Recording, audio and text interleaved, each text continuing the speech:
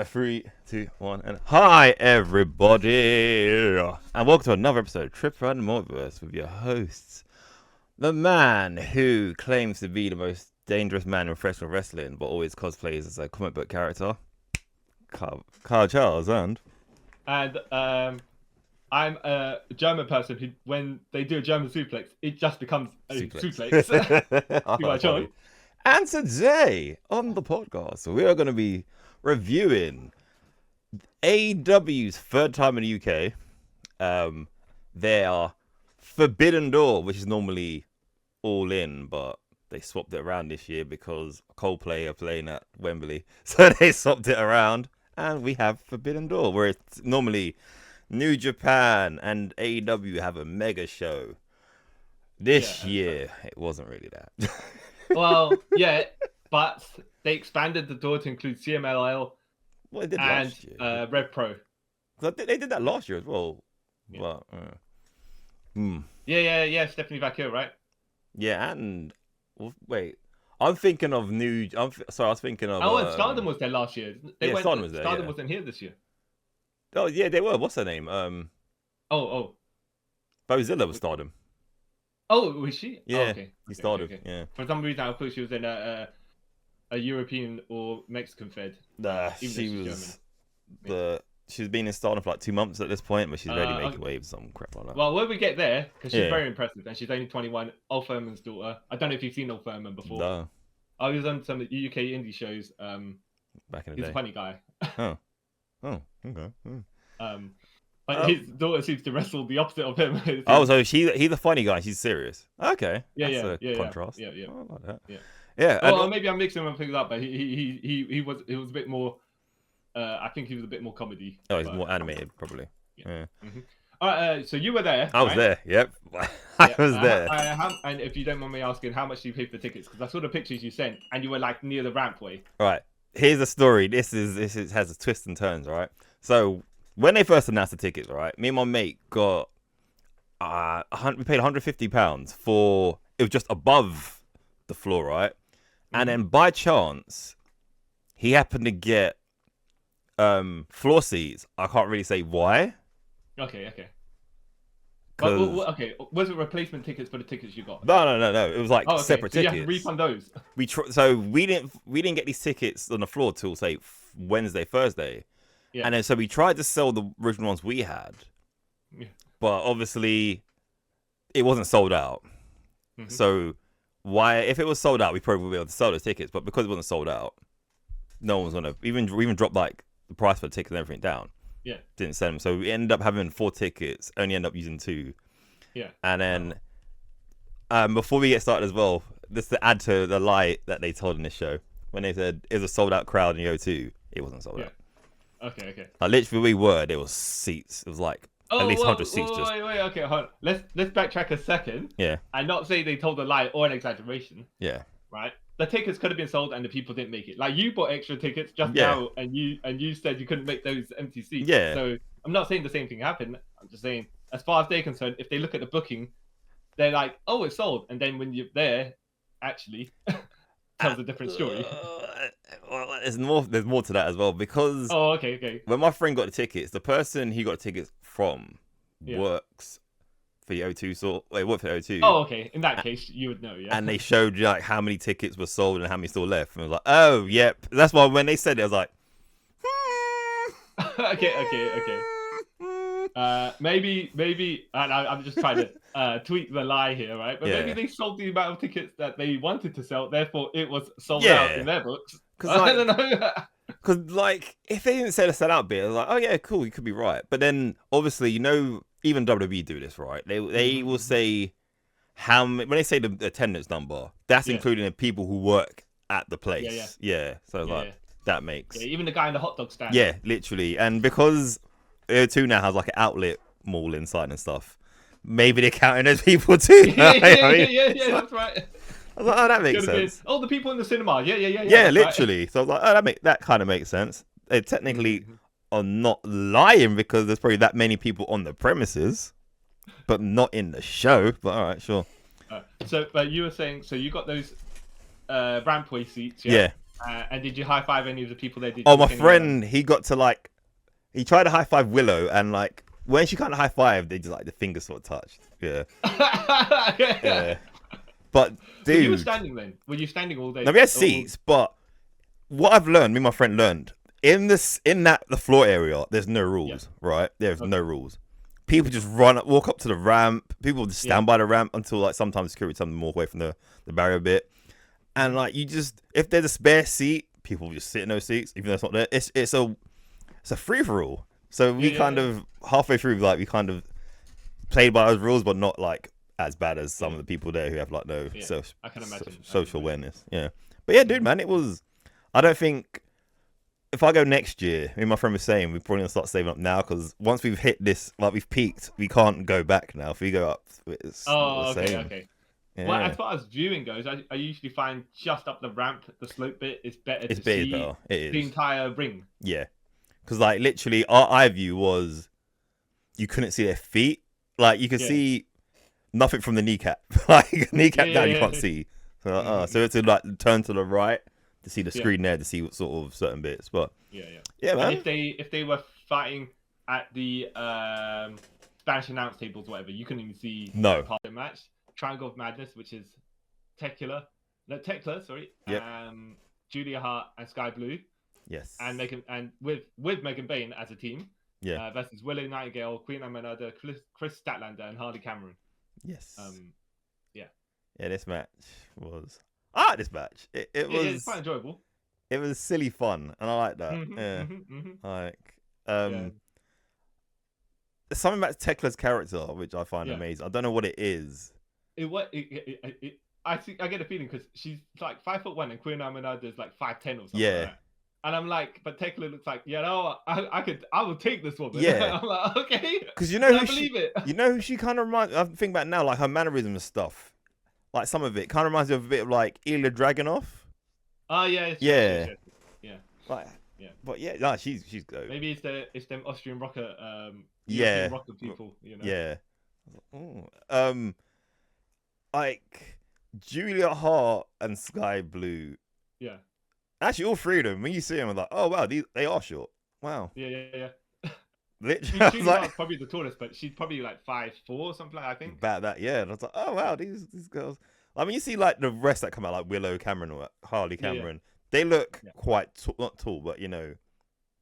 This will be guessing, but I'm guessing Statlander's 5'8" or something like that. Yeah. Willow's probably 5'7", 5'6". Yeah. Queen Aminata looks like she's 5'10". Yeah, because she looks quite there's a tall. massive gap between them, you know. Yeah.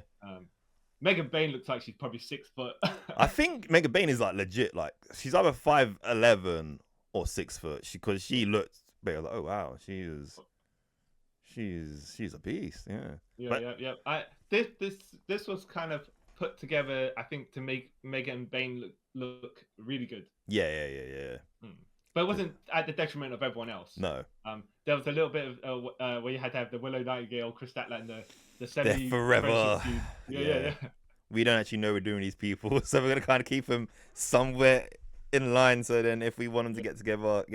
I it was well timed where Statlander came one side of the ring, Willow came in the other, and Megan Bain was in the middle, and she kind of just ducked. And Chris, she kind of went for the lariat. Yeah. And she went down and clipped Willow on the way. So like, oh, okay. You know, it didn't look too choreographed. You know, sometimes when the referee moves in their positions, and you're like, oh, he's gonna get speared or whatever. Yeah. So how that kind of went off, like, okay, they could use this if they wanted to carry on having an argument, or they can leave like, oh yeah, I see that was a mistake. It's fine. Yeah. And then carry on with this forever beef. Yeah. But did the chocolate kisses get any pops from you guys? No. Okay, you know the move I'm meaning, right? Yeah, because I was like, oh, why is there no one? Because like where I was, but there's another thing about where I was sitting, because a lot of people where we were sitting, right, are not wrestling fans. Oh, okay. Yeah, and you can like, I heard the people behind me was like asking like, oh, so who's that and what's this about? Wow. Or like, I'm cheering for the person, the blonde hair, like, oh, okay, yeah. All right. I had a lot of that around me. Yeah. Okay. So I'm just there for the love of the sport. Or they got free tickets. Yeah, that's probably what it. But yeah, there's a bit of a pop for it. It wasn't as wild when people get through. Is it Devil's Kiss? Yeah. When that one, everyone goes like crazy for that. which is technically the same moves. I don't get why people, but and I think you might have noticed it on the camera when it looked. Julia Hart made it look too fake. Oh yeah. She put her hands up like okay.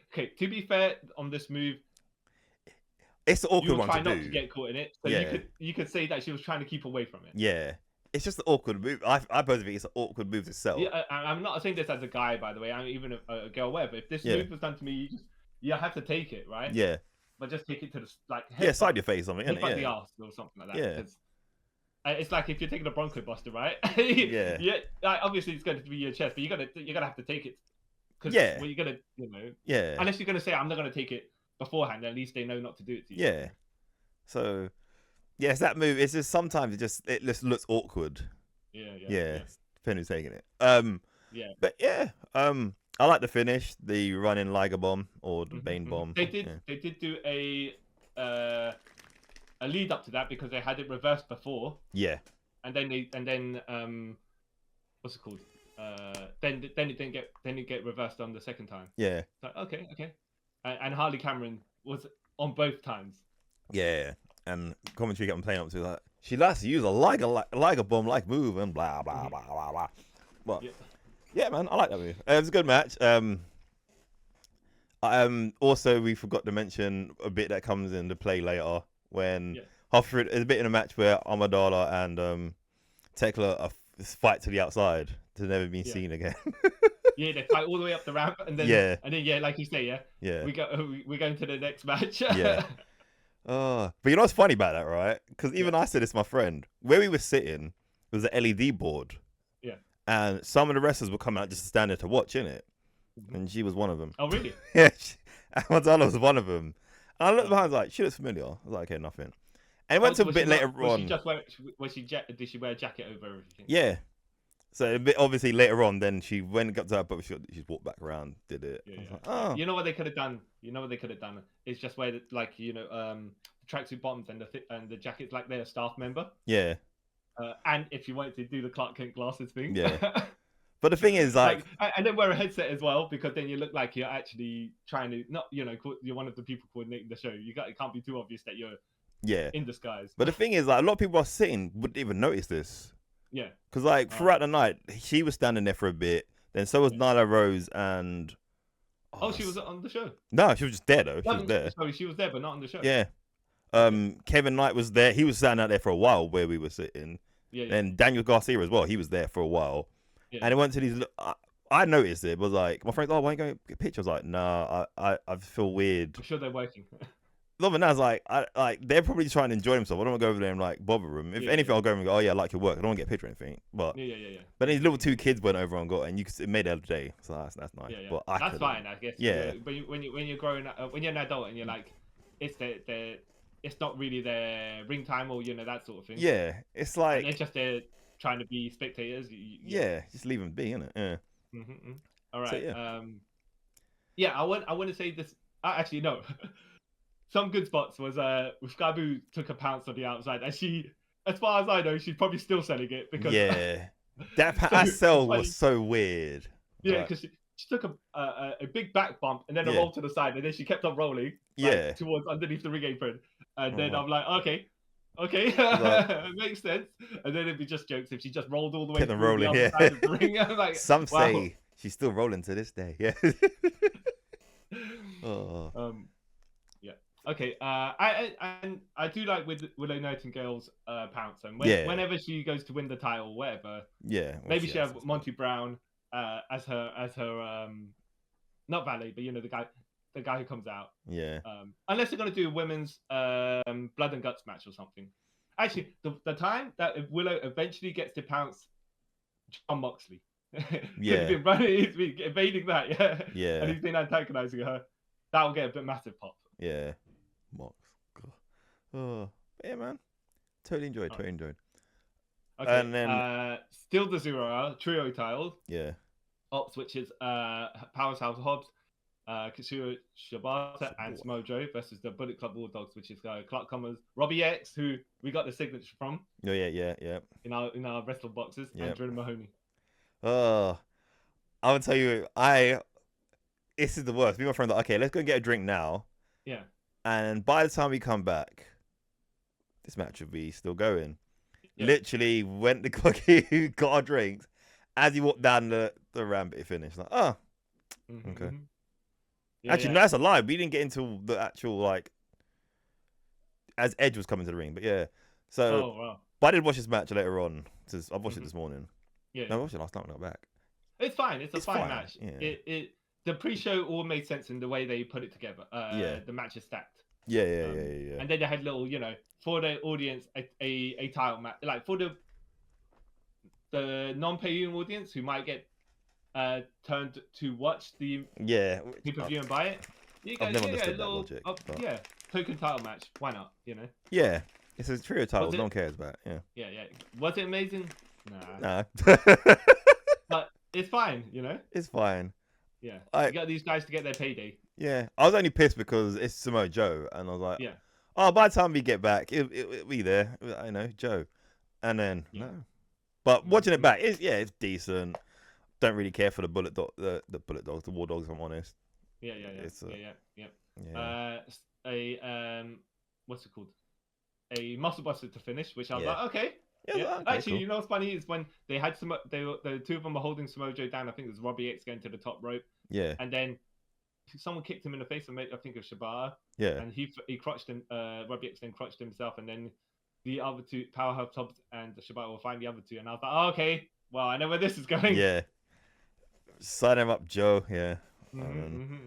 But there's one thing which, when we get later onto the matches as well, when English people in it, I'm like, just no, it's what you're saying doesn't work. Okay. But it was a good finish. I was surprised that Gato was there. I was like, oh, you brought Gato over here for nothing, really. This is the bit where Gato tried to get the win to help a distraction, and then Shibata came with the ropes. Yeah. And then as Gato was trying to get in, because they had one leg across the rope and one leg in the side of the ring and one leg out. Yeah. So he was in the middle. And then he was trying to argue with the referee, and then Shibata just walked over and he kicked the rope. Yeah. And then Gato sold it. Oh, Gato. I was like, all right, okay. Little comedy spot, but why not? And obviously had the Joe walking away from a top rope move. Yeah. That was funny. And then Joe went, wow. Yeah. Well. All right. Okay, on to the main meat of the show, the first match. Adam Copeland. Yep. Who's no longer your boy Cope. I actually decided to take his full government name and use it. So stupid. Yeah. I didn't get that. And the people were singing Edge's song. I guess you were one of them as well. Yeah, of course, man. That's why my voice is messed up because I was singing it. It was emotional, man. I'm not gonna lie. Oh, he looked like he was not the vegetarian, but he was like, he had that face where it's like, wow, this is quite a pop, man. He took it in like they didn't milk it, but yeah, you can see him soaking in. Like, wow, this is wow. Yeah. And then Christian's music played, and he also got a massive pop. Considering he just turned like kind of semi, still I'd say he's still leaning towards tweener territory. Yeah. But he got a big pop as well. And then you got then versus the matriarchy. Yeah. Which is Mother Wayne, but she's not wrestling, right? No. Kip Sabian and Luchasaurus, aka Killswitch. Yeah. Because Nick Wayne broke his foot. So okay, it would make sense. Yeah, I was like, because I didn't know that. I was like, oh, that's why he's not here. That makes sense now. Okay. Yeah. So you were saying about the English people getting the pop. So did Kip Sabian not get a pop or? No. Okay. Yeah, he didn't get a pop. That's sad. That's real. No, he didn't really get a pop. That's just bad. Yeah. Oh. Everyone was popping for Luchasaurus, calling him Luchasaurus rather than Killswitch, which makes sense. I think as well it's an awkward one because you would have thought when they were doing the feud that Luchasaurus would be the one to turn on Christian. Yeah. But because Christian's turning back to a face, so him and Edge can fight FTR at some point. Yeah. Then Luchasaurus is now like, well, I'll come back and I guess I have to slot in and be a heel then. Yeah, for now, even though they're doing like some weird seasons that he's gonna get kicked out of the matriarchy. Yeah. We don't know where it's going exactly. Yeah. Doesn't make sense. But Edge was in there for a bit. Yeah. He was getting beat up, and then they were just teasing the hot tag to Christian, whether it will happen or not. Has Christian actually turned a new leaf? But you know, well, actually, no. Christian was first in the ring, and then he turned over and tagged Adam Copeland. Yeah. And then the crowd chanted at Christian. Yeah. He's along the lines of, I can't. It's still an arsehole. Yeah, still an arsehole. Yeah. Yeah. That's quite funny. Yeah. Oh. But you know what I just realised, right? Say that I'm guessing if Nick Wayne didn't break his foot, yeah, somehow Luchasaurus would have been involved in it somehow, right? But if it was if it was Kit Sabian and Nick Wayne against Edge and Christian, I'm gonna call Edge Christian. I've done it for like the last 30 years. Would it even be a match? I mean, bad laughing. Like, would it even maybe it would have been a 2-on-3. Yeah, it would have made more sense because Christian's bigger than both of those guys. I mean, like, it's not And then maybe you would have had the Luchasaurus turn on both guys after the match as well. Yeah. After they take the pin. Yeah. But yeah, it's a good match. It was as the first match on the card. Yeah. It was really good. Yeah. To set the tone of it. Yeah, the nostalgia pop. But then it was good as well because you were building up to Christian getting the hot tag. Kip Sabian somehow got himself like him and Luchasaurus are having beef with each other on the tags, and then somehow Kip Sabian was bleeding. Like, how did that happen? I was trying to figure that out. Yeah. I mean, Luchasaurus went to to do the hard tag, but I think he scraped Kip Sabian's face on the way down to slap his chest. A decent amount taller than him. Yeah. And then maybe that's what cut him. That makes sense. Because there wasn't any. It's not as if Kip Sabian went into like a barricade or anything like that. Yeah, that's what I was thinking. Like, did this match even need to have? That's what I was thinking. Like, it couldn't be like a spot in a match because like, does this match need blood? All right. Kip Sabian tried to finish Christian with a kill switch. Yeah. And I was like, nope. Yeah, of course. The finish was quite creative. Yeah. Edge went to spear, a spear through the middle rope, through to Luchasaurus and Kip Sabian. Yeah, that was good. And the fact that he cleared the middle set, like suicide. Yeah. The suicide dive section of the rope. Yeah, I was like, that's good of him for a 50-year-old man. Yeah. Yeah. Exactly. They did a double impaler spot. That was pretty good as well. I was like, okay, that could have been. That might be their tag finisher. Because I was thinking all the time, Ed and Christian don't have a tag finisher, do they? No, right. I was like, how did it took me like 20 years to realize that they never had one? Oh, yeah, makes sense. So yeah, we were saying about the impaler the kill switch that Kip Sabian tried to do. Christian pushes him off. Kip Sabian rebounds off the top rope. Yeah. Christian gives him the push up in the air. Push up alley-oop sort of thing. Yeah. Yeah. Adam Copeland gives him the spear, and then Christian pins Kip Sabian, which is like, okay, fine. It's like Nick Wayne obviously couldn't take the pin, right? Yeah. But he probably wouldn't have taken the pin anyway because he's got to feud with Christian later on. Yeah. And Luchasaurus is coming back maybe tweener-ish, unsure. So the only person to take the pin was Kip Sabian. Kip Sabian, yeah, because they're not going to do it. Again, it sounds weird, but they're not going to do nothing with him. Yeah. Not at the moment anyways, right? Yeah. So, okay, fine. Yeah, no, it makes sense. It makes sense, yeah. Yeah. And it'd be really weird if the first match, Ed and Christian back together, and it's the first match on the night, they lose. Be like, that's... Yeah. Which is funny as well, because you would have thought maybe they'd be further down in the card. But I think as far as the structure goes, they made sense to go front. Yeah. You start on with the nostalgia buds. Yeah.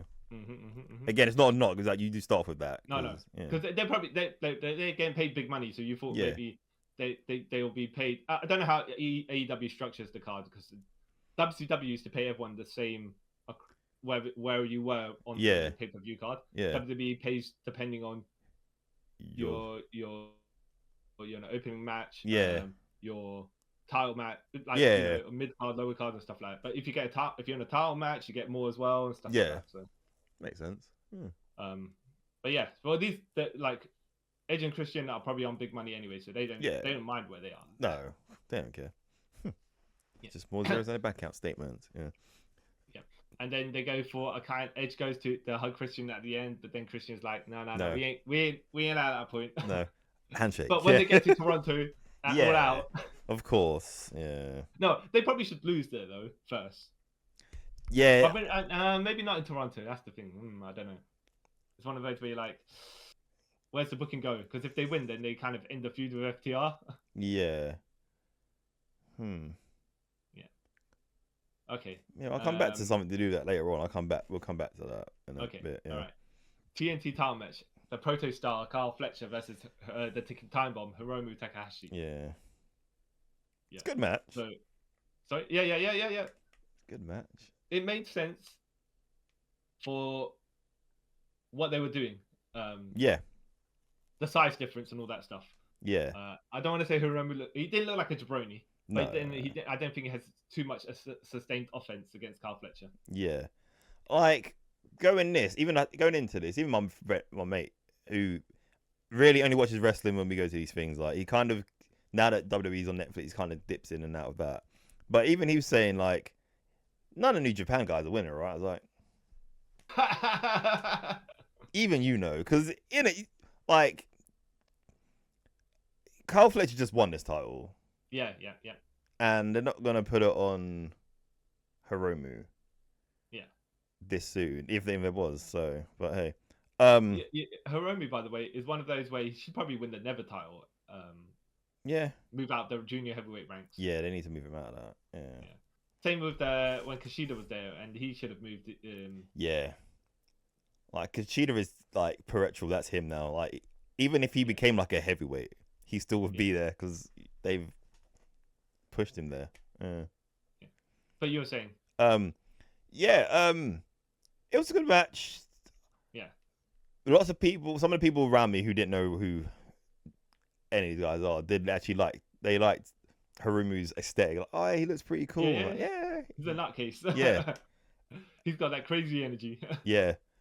And I don't know. I wanted Hiromu to win because I don't really get the Kyle Fletcher thing. I don't really like it. I don't get the character. But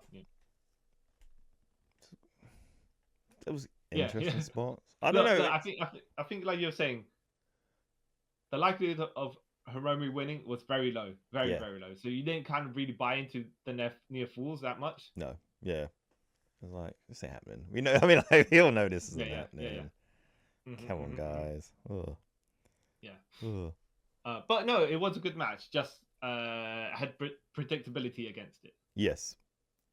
Yeah. Like, there was good spots. Like Hirumu's sunset flip powerbomb to the outside. I'm so glad he doesn't do it how he used to do it. Oh yeah. Yeah, because I remember when he used to do it, like in say 2018, 2016, something like that. It was just violent. Like, so many people must have got concussed from it. But now he actually like kind of stops, has that pause and then powerbombs them rather than before we literally go and boom boom. Because I think he injured Kushida or someone doing it years ago. Yeah. Was anything that stuck out to you in this match? No. It was a fine match. It was just like, okay, when's Kyle Fletcher gonna actually get the finish and get the pin here? Yeah. Unfortunately. Yeah. Not that I was waiting for it to be over, by the way. But no, I get you mean. It's like, wrap this up, sort of thing, like, isn't it? Yeah. I don't want to say, by the way, they needed a bigger threat than Hiromu, but they probably should, if they had another guy in there. It should be like a triple threat or something. Guy, just for like the we're gonna have all sorts of everyone from different organizations in here. Yeah. Then you would think, okay, because it's a triple threat match, Kyle Fletcher doesn't have to get pinned to lose. Yeah. And that might have upped the stakes a bit more. It should triple threated it. Yeah. Yeah. But there was something else about because I've entered my. Well, okay. Yeah. If they took Michael Oku out the other match and put him in this match. Okay. I'm not saying his chances of winning but as a notable name, as a notable English name. To the people who follow wrestling, yeah. Okay, fair enough. Yeah, because I could guarantee you, right? Okay, maybe some of the people like there knew who he was, right? Yeah. But I doubt any of the American fans would know. Okay, but he would have got a pop then, at least, yeah. And the crowd would have wanted him to win with his near falls. I don't know, because I feel like there was like a subsection of fans there that knew who he was. Because I'm pretty sure most of the people there, right, are people who are AEW WWE fans, not like wrestling fans. Okay. You know what I mean? So I think it would have been like, oh, okay. Okay. Huh. All right. This guy. Yeah. Okay. TBS title match. Mercedes Moné coming out with all her like the British guards with all her belts. Oh, and that was people hilarious. were saying man. that she's more belt than woman at the moment. Yeah. But 9 belts Moné versus Bozilla. Versus Alex Windsor versus Persephone. Yep. Yeah. I'd say Stephanie because basically that's what it is. Yeah. And I really enjoyed this match. This match was dope, man. I really like 3 of the people in this match didn't know that much. Yeah. Of the opponents, Alex Windsor probably got the more of the highlight, leading into it. Yeah. But I think Bozilla was the one that really stood out. Yeah. She was a monster, man. All right. Yeah. They choreographed around her and made her look so good. Yeah. Like, I would say no one in this match looked bad. Because, obviously you always get that person you know is going to take the pin or whatever, right? Yeah. In this match, I didn't feel like any of those people were like, okay, you're definitely here. I was thinking Mercedes was going to win, but it was not a hard lock. Because of the way that Bozilla was just throwing people about. I was like, oh, maybe she's going to come in and just get over right away. Yeah. There was one funny, like, the entrances, right? When you, like, all the entrances were good. But the Mercedes one, those guards were hilarious because you could tell they don't know how, they didn't do the research on how, the guards march and stuff. Yeah. So one, they went in order, and there's one guy at the back because me and my friends could see him, and you could tell he knew they was doing it wrong. So you hear some like his biggest smile on his face, like, oh, I'm doing this so wrong, but no one cares. Yeah. And I was like, hats off to this guy, man. He knew the assignment, and he just ran with it. And not many people did the Monet dance, which is really weird. I was the only person doing it. Okay. Yeah, I was like, CEO. And then no one else did it. Like, wow, man. I know none of you guys here watch wrestling. Watch the grapples. But yeah, this is lots of near falls, lots of like awesome spots. Like, I was surprised to see Persephone do that Razor's Edge. I don't know why. I was like, oh, it's the Razor's Edge. That's dope. And that was pretty good. Someone did a gory bomb. Alex Winder's okay. Yeah. Like you said, no one looked bad here. No one looked bad, no. Mercedes selling for Bozilla, not just the visuals, by the way. Not just the moves, but the visuals as well. Because one time she had to break up a move, and then Bozilla started stalking towards her, and Mercedes was like, "This is Jason Voorhees." No. She was crying in the corner. I was like, first of all, you can slip out of the corner, either corner, but no, pro wrestling. Need to sell you're trapped there and you can't get away. Pro wrestling logic doesn't make sense. She did pick up Mercedes and just throw her outside the ring. I think she was trying to do a gorilla press, but she couldn't quite hoof her straight up. Yeah, but she still got her to clear the rope and throw onto the other 2 girls. Yeah, that was good. Oof. Yeah. There was a double sharpshooter and a double bank statement. Yeah, the double sharpshooter was hilarious. It was like, she managed to get it. She managed to return them both. Because I was like, normally I've seen this, it doesn't work. So when she was like, okay, cool, it actually works. And then I liked how, because it was the end of ages, like, why isn't no one tapping? And it went to, I kind of looked at the screen, like, oh, because I couldn't really see. So I looked at the screen, like, oh, Bozilla's stepping on their feet and on their hands, so they can't tap. Like, that's a... Yeah. That's off the detail there. That's pretty good. And as we mentioned before, Bozilla being German, stood a suplex, and then one of the commentators was like, "Yeah, that's just a suplex." Just a suplex, you know? and then one of them didn't get it. Yeah, I thought that was funny. I was like, you had to explain it. I was like, oh, silly person. And do you think it was Brian Danielson that came up with that pun? Because it sounds like it. Yeah, it sounds like something he would say. Yeah, because he likes his weird dad puns. Yeah. Actually, there was a bit in the Carl Fletcher match, and then he said something about Taylor Swift. Taylor Swift is interested in him or something like that. Yeah, and who told you that? And then there was a long silence. Yeah, because people didn't know how to. They were like, "Where's it going with this?" They just kind of stopped. Who told you that? Which made it even funnier. Where'd you get that from? This and silence? Then eventually Tony Schiavone said, "What? Why would you say that is?" Yeah. Who told you that? And then Brian's like, "Oh, Don told me." Yeah. He was waiting for someone to get the to get the reference. Yeah. I was like, he's hilarious. And there was one bit which I thought, like, one bit with commentary, to my opinion, is like people from England will disagree with you on this. Like when she goes, "Oh, Alex Windsor's a hometown hero," she lives 150 miles away in Norwich. Like that's like saying this guy in New York. You're wrestling in like Boston, and because Boston's quite close to New York, like hometown hero. His hometown is 2 states away. It's not the no.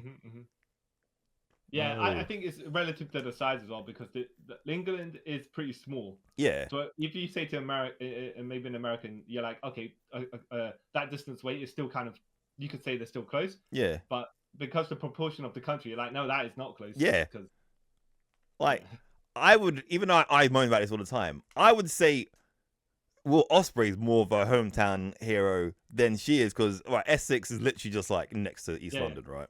So you can kind of get away with it. But Norwich is it's like 7 different counties away. It's not the same. It's not the same. Oh. They did a Tower of Doom spot, and I think Mercedes was at the top of it, and then she sold from one where she landed all the way to the rest of the corner. See, you know, I love Mercedes. I love her as a wrestler. I don't know. She does the little things she does. I'm like, you know what? I don't mind like little oversells like that, stuff like that, because it makes the match more interesting. Yeah. If it's a not so good match, it makes it more interesting. But in a higher stakes match, it just adds to the chaos. Yeah, makes it feel more like dangerous. Yeah. And I did like the finish as well. Yeah. That it wasn't your okay. She's about to hit the finish up. There you go. It was like a roll because like Persephone was gonna go for like another Razor's Edge, and then Mercedes reversed it into like a jackknife. Was it yeah. Roll up. Yeah, and got the pin, and then she just ran away. Yeah. It's like, she the fact is she ran. Yeah, she just from the pin. She just rolled that out. Yeah, grabbed the title and just kind of started huffing up the ramp. Yeah, I like that. And then Persephone's cell face for the loss. Did you see that? Yeah, she's like, she's holding like, oh no. Yeah, she's like, but not cartoonishly. Yeah, it was just like the agony of defeat of him being so close. Yeah, and I was like, oh okay, okay, I get this, I get it. Yeah, I thought it was good. I was like, that's yeah. So I don't know if they're gonna do anything with Bozilla or Persephone afterwards, but it'd be a shame not to. However, just like the Stephanie Becker situation, it's like, okay, someone else could just snap them up. Yeah, I wouldn't be surprised if I'm honest. Yeah, because I think unless they do something with Bozilla, it won't be till like say like Wrestle Kingdom or something, isn't it? Oh yeah. But they make sporadic appearances or something. Yeah. But yeah, that was a good match. It might be one of my favorite night, if I'm honest. Yeah. I enjoyed it. I really did. Because it's not like every lady there had the same wrestling style. Yeah, no, it was quite versatile. That's what made it good. Yeah. I mean, like obviously we say Bozilla's a power wrestler, and would you say Mercedes is a submissionist? But I don't know. Not quite. I would maybe more technical. Yeah. And then we would say Stephanie does more lucha stuff. Yeah, she's more lucha. I wouldn't say I know the specific style of where I would categorize Alex Windsor. Yeah, I don't know. I wouldn't say she's power. I don't know. Yeah. She's neutral. I don't know. Because it's one of those things where if they were technical, because there's so many people, you can't really be technical. You can't start working a leg of one person. You have 3 other people's legs you got to work on. So, Yeah. Well, but yeah, man. Hats off to those 4 ladies. They did well.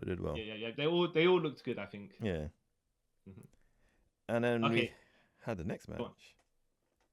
IWTV World Title match. Zack Sabre Jr., the front man, as the champion, and Nigel McGuinness, the challenger.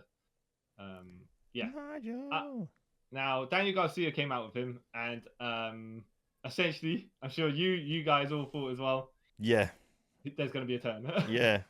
I legit thought that to my friend, like, okay, it's going to be a turn. That's how this match is going to end. Yeah. On the collision beforehand, it was Daniel Garcia and 2 other people, and Nigel McGuinness for #1 contenders for the IWGP title, and Nigel McGuinness got the tap out with the London Dungeon. Yeah. And then Daniel Garcia's like, all right, mate, I'll come out and walk you to the ring. And then you're like, all right, Yeah. Surely this only goes one way. Wonder where this is going. Yeah. Now, I like this match. Yeah. But it's one of those things where if you don't like this wrestling style, I Yeah, can not see gonna why like it. you'd just be Yeah. like. But then with the two guys in the ring, you'd be like, in advance, you know exactly how they're going to wrestle. You know. Yeah. And it's all like a ground submission game. And I'm like, yeah. It is. It's a change up from what's going on so far in the rest of the card. Yeah. It's like less high spots and stuff. It's more like you said, like the submission, but then there's a bit of like the technical, and there's a it's like you said, yeah, yeah. It's like a match where working the body part actually makes sense. Yeah, other than other matches. And Daniel and Brian Danielson saying, "Yeah, I've wrestled both of these guys, and I know Nigel loves to slate me, but I'm not gonna do that to him." Yeah, I was like, oh, Daniel, you're hilarious. I don't know. I just love that. He's so funny, man. Yeah. So some really good stuff in this match. Actually, you know what? I might go back and watch this again because it's a low key style wrestling match. Yeah, it's not for the big spots and the pops and stuff like that. The pops they get is from stuff they're doing in the chain. Yeah, rather than and they lead up to like a big move and something. But you know, that's it makes sense in the structure. Yes, everything like I said before, like everything's done for a reason. Yeah. And I was just waiting for the bit where Daniel Garcia comes in, but he never came in. Yeah, literally. To this day, I'm still waiting for him to come in. Yeah. So Zack Sabre got a kind of a sunset flip pin on Nigel, and I was like, oh, okay. Yeah. That's the way to end it. I thought it was going to be a finish. You know? That's what I thought. Or like but then a cradle pin from like for example, if Nigel went to do the Tower of London and Zack Sabre went and managed to get an O'Connor roll out of it. Yeah, something like that. Yeah. Yeah. Or he slipped in front of him and gave him a small package. Yeah. Then, yeah. But no, they didn't do it like that. And I was like quite surprised because I thought, because the thing about now is like, oh, it might be a submission hold finish, right? Yeah. But then I was like, but someone gets knocked out, you know. But not knocked out, but you know the KO kind of finish. Yeah. But I was like, no one really like worked a specific body with that much for it to be a tap out victory. And I thought, okay, maybe he might hit the Sabre driver, but no. I will say, like, I was expecting Nigel to take the loss, of course, right? Yeah. And Nigel is a guy who doesn't really need to be protected from a clean finish, you know? Yeah. He could take it and still continue because, well, you know, this Desmond Wolfe days. Yeah. And his Ring of Honor days, you know, he's like, it doesn't hurt him to get pinned. No. And like at this point in his career as well, does he really need to like? Yeah. Not to be seen as a threat to the world champion of another organization. Yeah. Right. But it's just like he don't need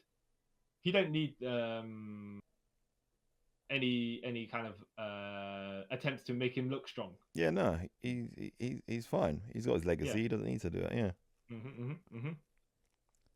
Yeah. Well, it was okay. And then because Daniel Garcia did not turn on Nigel McGuinness during the match, yeah, it's gonna happen. Tony Schiavone came in to speak about.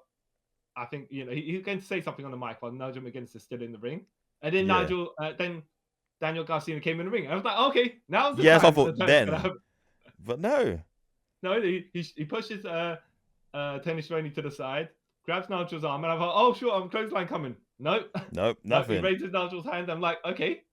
They turn around. I'm like, all right. Then now he's going to close on him. Nope. Then he just hugged. I was like, yeah. And then they got out of the ring, went up the ramp, and I'm like, is he going to attack him on the ramp? Yeah, nothing. then they walk through the curtain. I'm like, all right, is he? And then are we going to see Nigel flying out the curtain in a minute? Nope. All right. Okay. All right. It was. Funny. You got me good. Even though like it's the untwist where what you expect doesn't happen. And you're like, okay, I'm not disappointed, but I guess, Yeah.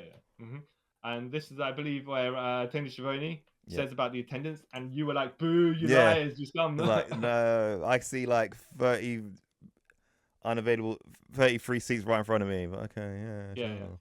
But the crowd when the Nigel and Zack Sabre match was they was like loving it because obviously they're both like from England. Nigel's from London. Yeah. Is he actually from London though?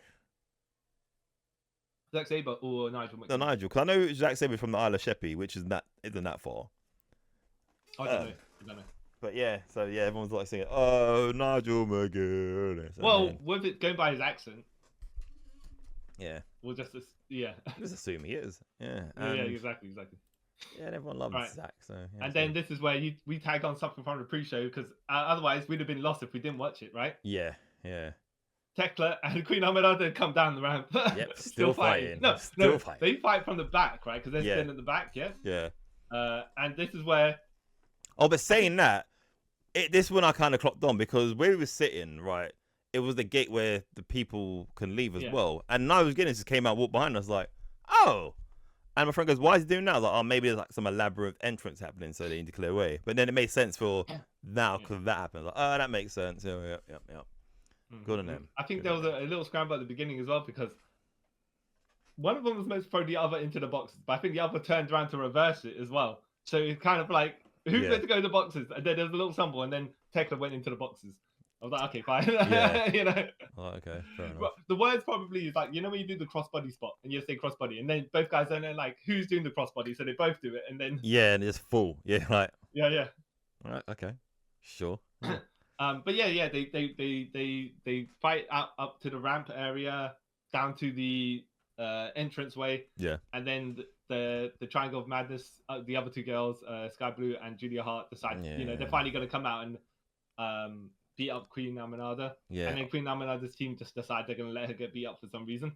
Yes. Thekla does the upside down spider crawl, and then Jamie Hayter's music plays. Yeah, and I was like, oh, they've dusted off Jamie Hayter and brought her back again. Yeah. Like they did last year. But on the pre-show last year, everyone complained, so they changed it this time and do it. But and then the heels do the heel thing where they run into your punches because. Yeah. Yeah, and Tekla's like, Thekla ducked the Jamie Hayter clothesline. I was like, nah, I'm out of here. I ain't gonna get it. No. Yeah. And then Jamie Hayter cuts a promo to the camera. Yeah. Oh, back, baby. Yeah. Dumb. Yeah. not that I don't know if she actually said that, but probably along them lines. Yeah. And then she did the whole, and then Queen Mondala was saying, "Look at your muscles," which I thought was it's quite nice. And then literally I was like, oh, so they did this last year. Yeah. But why not? Why not? If she gets to pop, she gets to pop. Yeah, but at least this time it wasn't on the pre-show. That's why I was like, okay, good on you, because last time she was injured for like a year. You bring her back on the pre-show. Okay, sure. Okay, we get to the tag titles. The Hurt Syndicate, who are the champions, versus FTR versus Brent Dido and Brody King. Dido. And did you read about the a little controversy before? What was controversy before? No, there was rumors. Were politicking not to lose the titles. To FTR specific groups of people. Yeah. I don't want to say. It's like that. Some of the tag teams. That's what I think I was saying before. If Will Ospreay and Swerve Strickland were like, if they had lost the match to the Young Bucks, they would have been in the And I think the Hurt Syndicate but basically they were saying, they didn't want to lose to Jet Speed or something like that. But then there was Speedball and White Bailey say they did a skit. Yeah, because apparently Apparently people were thinking that MVB has hatred towards Speedball, so they made a little joke about it. Yeah. And I was like, and I get, by the way, I get if you're protective of your spot and you're like, oh, there are certain stronger tag teams that probably could do with a world title, with the tag team titles. Yeah. Than a lower tier tag team. Yeah. Because, like, just say if Swerve and Ospreay were healthy. Yeah. I think they would have got a tag title run. But my problem with that, and I've got a problem a lot of time with it, it's like, hey, Ospreay and Swerve, they're good, right? Yeah. But when you put like a makeshift tag team together to win titles, that's what I'm like. Yeah. I would have had them build their way up to it. Yeah. But they wouldn't have done that. I reckon they would just hot shot it. Oh, okay. Yeah. But anyways, which is why I mentioned that, because then just to feed the trolls, later on something that happens in the match was that like exactly what people say. Yeah, that's what when it happened. I was like, now the people who were saying that are gonna be like, yeah, we were right. Yeah. I was like, they must be still trolling. This was a fine match. Except for the bit that come at the end. Like, so for this match, like a little behind the curtain thing, like while I was there. So seeing Lashley and Shelton Benjamin in real life, they're huge. They are huge, right? Yeah. And then we're like, okay, cool. We're hungry. Let's quickly go get something to eat, come back. And by this time, it'll still be going because, you know, we want to see Bobby Lashley because we're both like Bobby Lashley and Shelton Benjamin fans, right? Because of like, you know, the gold standard and all that stuff. And then, so we went and got our food. Went to one stand, didn't have the food we wanted. No, it was too long, so okay. By the way, what were you after? What food were you after? We was going to get like chicken tender stuff. And it was like, let's do it. Oh, we just want hot dogs. We went to another place before it had hot dogs. Got to the... No, I only asked because... How much was it? It's like Stupid. £10 for 5 tenders or something like that. Stupid, man. I think it was something like that. I just saw. I think it was like $11.95, right? And I saw someone have it earlier, so it's like you get like 8 chips, so whatever. So it was like, okay, if we get a hot dog, it's a hot dog, even though that was like £11. Yeah. Jesus Christ. And then we got to the front of the queue, and it was like, oh, can we get 2 hot dogs? Oh, we don't have any hot dogs. Like, but you have the machine. Okay, whatever. So we ended up getting lemonade and went back. And then by the time we came back, Lashley and Sean have gone. It's like, wait, what's going on? I'm confused. So once I watched it this morning, I was like, oh, that's what happened. But yeah, this watch was... Oh, so you were there for ages then? Yeah. Okay. So, oh, wow. Because that happens... Quite into the match. Yeah, I mean, quite into the match. The way in the match. Yeah. You're saying you went out from the entrances when they started doing the entrances, yeah? Yeah, literally, soon they got to the entrance. Yeah. Like, soon as Lashley and Shelton did their entrance, we literally ran up to go and do it. So, yeah, that was quite a long, stupid time. Yeah. But yeah, when I was watching the match, I was like, oh, this is a pretty good triple threat tag team match. Yeah, because all the teams have beef with each other. Yeah. And there was Brody King getting his power spots on both Shelton Benjamin and Bobby Lashley. Yeah. Good. They're trying like they're getting the guy over. Yeah, which they should do because Brody King's awesome. Yeah. But and Bandito, I like Bandito. Yeah, he's very good. Ring of Honor champion. Yeah. Another problem I sort of have when you have too many titles on one person. But anyway, that's not his problem. That's a booking thing. But before we finish that, did you see the Ring of Honor match that because they put it on the YouTube, Bandito versus Takeshita? No, well, I want to because I've heard that's meant to be really good. Yeah. It's check it out on YouTube. It's one of those where you're like, okay, Takeshita's at a certain level, and I would say he's above the Ring of Honor title. Well, but how do they make him lose by not looking like a jabroni? Yeah, especially since a couple of I think. They probably knew the plan was for him to win the G1 because that was like a couple of weeks later. Yeah. At that point, you know, so you got to keep a guy looking strong, especially since he looks like he's going to have that feud with Okada in December at some point, when they go to the Continental Classic. Because that's what looks like they're going in that direction as well. So he's getting a good push behind him. It's just How do you watch it when you can. I'll give it a watch. Match. Yeah. Mm-hmm. But this match. There was lots of spots. Also, I'll say this match also the finish of this match also helps Bandito look good. Considering he beat Takeshita as well. They're like, oh yeah, he's actually got an upward trajectory as well. Yeah, and so halfway through the match, like all the things going on, like most of the match, like Lashley and Bobby are just like dominating because they are. Yeah. With occasionally Brody King getting the upper hand on both. Against all the other opponents. Yeah, and then even had times where like FTR and Bandito and that would kind of like team up unwillingly to sort of do something to someone from the Hurt Syndicate. Yeah, and then there's a spot where like you think that like Hurt Syndicate's gonna win, and then they get pulled out from the ring by these 2 guys wearing New Japan tracksuits, and like. One, they're too big for him. They're too big to be on from New Japan. And 2, oh, you. It could have been Gaijins in New Japan. Yeah, true. Or some, from like New Japan Strong or something. So I was like, okay. And then you saw a smaller one, like, oh, this is obvious who it is now. Yeah. And then, so then it's basically Ricochet and his crew, who haven't got a name yet, beat up the Hurt Syndicate. And it's a callback to when Ricochet wanted to join the Hurt Syndicate and they said no. So it's a callback to that. Yeah. Forgot to say, by the way, during the Ricochet Gates of Agony match against Jet Speed and Michael Oku, they had Ricochet on the outside apron, and then all 3 of the guys, all the 3 of the faces lift their hand up and slap him right across the head. Yeah. As for people shouting that, like chanting that to him as well, I was like, that's a bit mean. He can't help that he's bald. Yeah, but I think he's leaning into it. Though. Yeah. As far as it's not like, for example, John Cena was saying, because John Cena had his bald spot when he left it, right? Yeah. And when he turned, he was like, "Oh, you crowd bullied me into it." Yeah. To get in a hair transplant, yeah. And now, obviously, I assume there's supposed to move roles because it's going to be yeah. So it's not just because then it's not actually because they bullied them into it. Like, you know, if they get a hair piece or whatever, it's just going to be a lot more time. It's unnecessary for. So yeah, but yeah, when Ricochet's when they're mocking Ricochet for it, he's like. Yeah, but he plays it up like he's hurt by that's it. Hurt, but obviously he's not. He's been bald for years now. So I'm saying like he's Ricochet. And when I say years, I mean like over 10 years. You know. Yeah, because I remember the early days when I saw him, you could see he was going not bald, but like hairline receding, and then just shaved off. So it's been about like 10 years at this point. Yeah. So yeah, exactly. So yeah, there's no thing. Yeah. Yeah, so like you're saying, and then by the way, also mentioned when Ricochet came out, he came out with the Rito robe, and he did the one hand thing where yeah. Well, all right, okay. Again, like my problem with these sort of things, and it makes me sound like a dick, but it's like, okay, you're meant to be like a bad guy, heel, dangerous person, but you're coming out of cosplay, not it's. Yeah, but then the way I look at it is, you think you're a bad man, but you're not, right? You're not. That's what it is, and that's what you're portraying.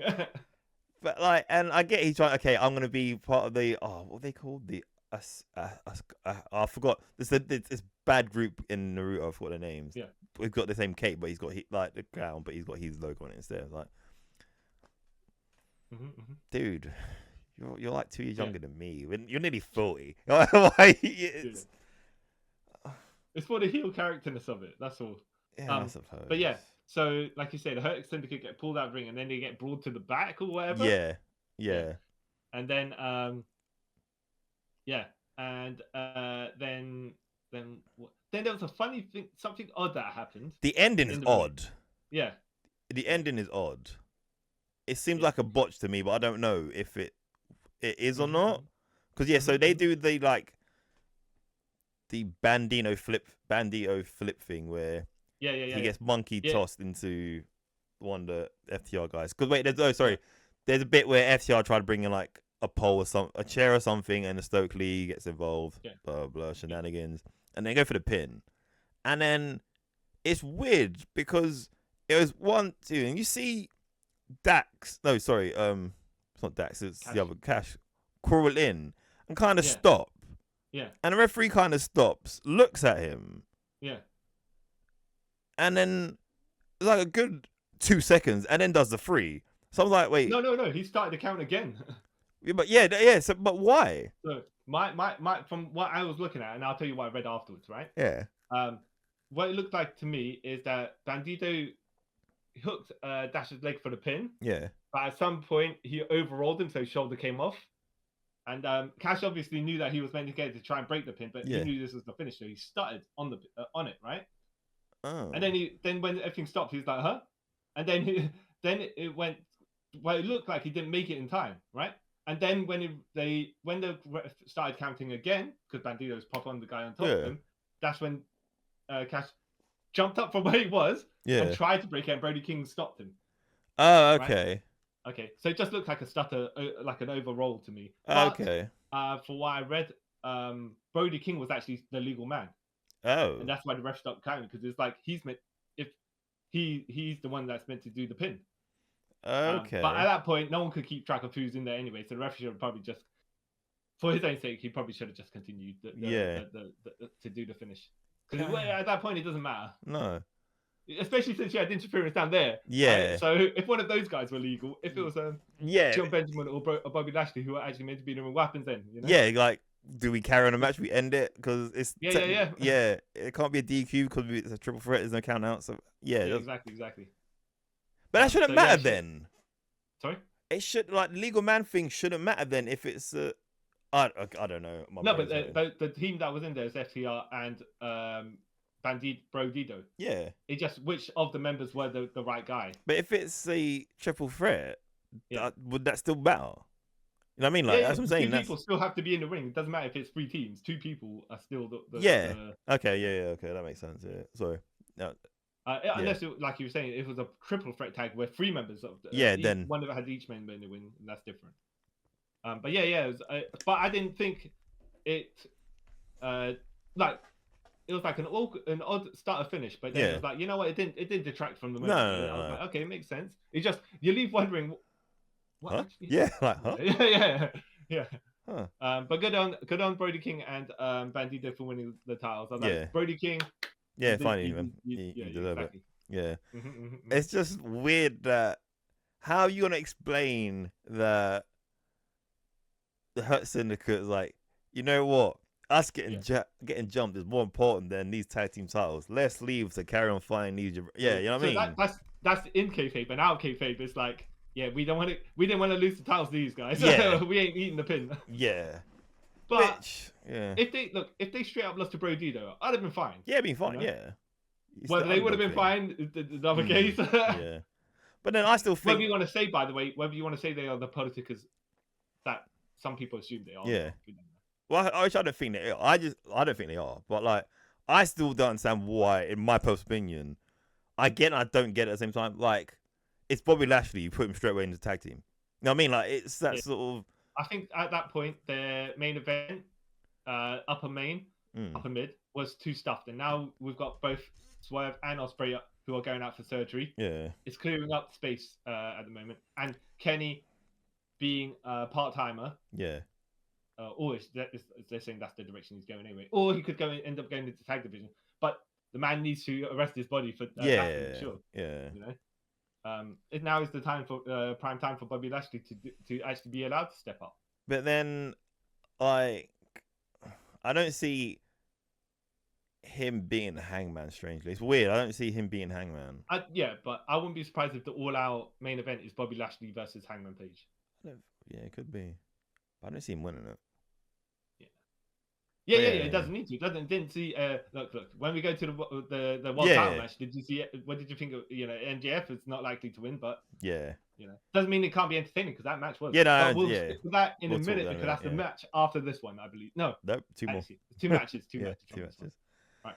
Unified title. Kazuchika Okada versus the champion versus Swerve Strickland, aka Mr. Terrific. Yes. And I was like, cool, he's got his comic book accurate costume. Yeah, it looked cool, but then again, like, dude, you go on like you're the most dangerous man in AEW. You're cosplaying. But then AEW have a first of all, they had a crossover with Superman. Yeah, and so they technically have a crossover with Warner Brothers. Yeah, because it's under Warner. Yeah. So it's So you're advertising stuff across each other. Yeah, you know. Yeah, because they did the comic. DC did the comics, which had the AEW people in. Yeah, which is hilarious. And they had Tony Storm fighting Power Girl for some reason. Yeah. But they definitely should have had the Swerve Strickland Static Shock crossover. Yeah, even that his Static Shock cosplay. It did look cool, but I was also like, dude, you lost cool points to me for some reason. I have to say as well, there's enough differences on the Mr. Terrific costume that you can say it's not copyrighted. Yeah. Infringement, you know. Yeah. Because you can look, if you got red and black and you got a couple of stripes. Yeah, you know, that's everyone's color palette. Down the side of it, you know. Yeah. But this match was very good. See, I have an opinion on this match, but I'll let you I'll let you say because even being there, you give your opinion. Everyone obviously popped for Swerve. Yeah. And Okada. Okada's new theme music, by the way. Yeah. Which I was kind of like bummed. I didn't get to hear the original, even though I've heard it before. But I don't know, I was a bit bummed. But it does, as a kid would say, slap. Like, I don't know. I like the match because I personally, I've never seen an Okada match I don't like. I've never liked. You know what I mean? Yeah. Like, he always pulls it out. Except for, what's it not? Who is it? Is it Tongaloa? Chop. I didn't watch that. Backhand, that one. I didn't watch that, so. You know, okay. I blazed that out of my mind.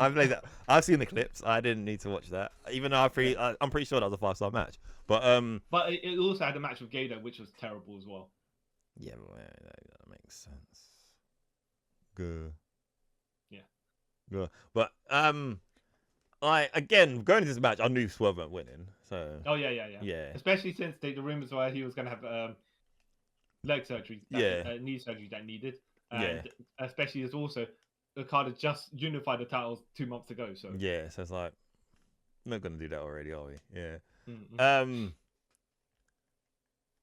One thing I was quite surprised by, right, was it took one Rainmaker to beat him.